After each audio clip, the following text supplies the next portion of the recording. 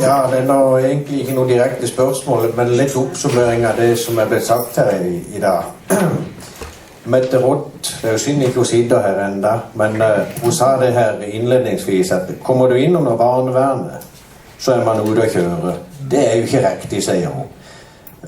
I barnevernssaker oppe i fylkesnemnda, som jeg har sittet i, det kan være det at foreldre som er oppe i 40-årene i dag, 35 før, de var inne under barnevernet når de selv var barn.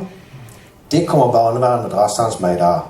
15-20 år gamle ting som de legger opp i saken og tynger ned på toppen av det hele. Altså, har du vært inn under barnevernet, inn under psykologtjeneste, da har du faktisk fått en evig dom på det. Straffesaker blir foreldet, men det gjør ikke ting, altså hvis du har vært hos barnevernet og bedt om hjelp kanskje en gang for 20 år siden, det ble ikke foreldet. Det er flere ting, det er faktisk noe som engasjerer meg dette her.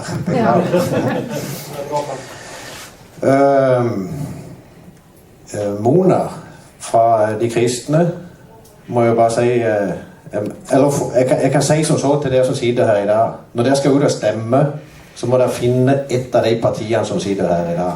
Enten Christian, som representerer mitt gamle parti, Vidar Kleppe, som representerer mitt parti, eller Hans Petter, som fra De Grønne, eller noen av De Kristne. For det er de som har gjort noe for dere her i dag, eller sagt noe for dere. De andre, de har ingenting å gjøre i denne debatten. Hun fra Arbeiderpartiet, hun var 23 år gammel og hadde sterke meninger om dette. Hun har ingen erfaring med det. Og hun skal sitte og ta avgjørelser for dere barn rundt i samfunnet. Vidar Kleppe sa en ganske grei ting her i sted. Folk kommer til barnevernet. Da er de nedkjørt. De er slitne.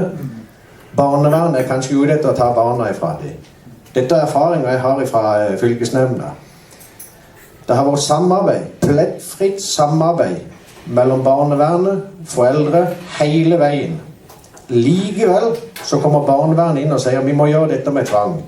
Så går vi tilbake på dommerkontoret og så sier hvorfor skal vi gjøre det med tvang? Det er jo ikke noe konflikt her.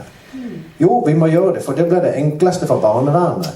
Ja, men er det det beste for barn? Er det til barnets beste, spør jeg da? Nei, men det er enklere for barnevernet, for hvis det blir noe konflikt senere, så må de tilbake her til fylkesnemnda for å få tvang. Så sier han, det er jo steingalt. Og det var faktisk i den saken hvor psykologen holdt på å ta med. Og da er det fryktelig galt.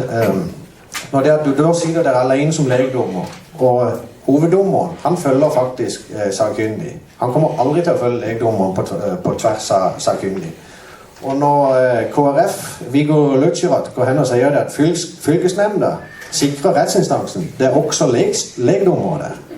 Ja vel, hva gjør legdommeren der, Viggo? Han gjør ikke en dritt, han kan ikke gjøre en dritt når han får fagdommeren imot seg. Så hvis ikke barnevernet har sag på foreldre, så har jeg opplevd det at de prøver å få sag på dem. Og når de da er psykisk nedkjørte, hvis ikke de har en advokat som er fryktelig påpasselig, nærmest med å ringe foreldrene hver dag og si det, ikke reager, legg deg flat, hold deg rolig, ikke eksploder. For eksploderer du en gang, da har de tatt det. Da har de fått det på kroken. Ja, jeg fungerer som fisker i dag, og da henger du der. Så når barnevernet forstår det at klarer å innrømme og forstå det at de er en serviceinstans, de er ikke en tvangsinstans, da er vi kommet langt.